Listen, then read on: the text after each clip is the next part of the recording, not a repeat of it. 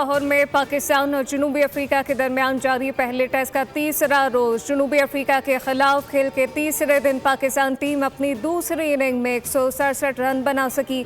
जनूबी अफ्रीका को जीत के लिए 267 रन का हदफ। इमामुल हक खाता खुलने बगैर पवेलियन लौटे। कप्तान शान मसूद सिर्फ 7 रन का इजाफा कर सके। अब्दुल्ला शफीक 41 रन बनाकर आउट हुए। बाबर आजम 42 रन बनाकर पवेलियन लौटे। इससे कबल मेहमान टीम पहली इनिंग में 269 रन बनाकर आउट हुए। पाकिस्तान को पहली इनिंग में 109 रन की बरतरी हासिल। जॉर्जी ने 104 रन की इनिंग खेली। नुमान अली ने 6 विकेटें हासिल की।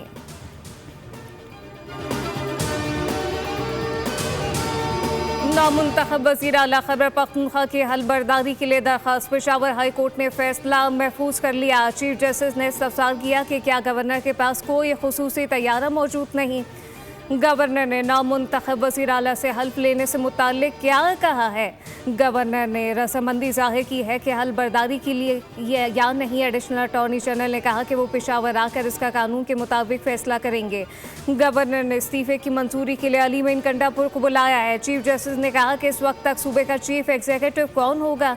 अरकान के वोट से वज़ीर आला मुंतखब किया गया। हमने दोनों के दलाइल सुन लिया। अदालत ने दलाइल मुकम्मल होने पर फैसला महफूज कर लिया।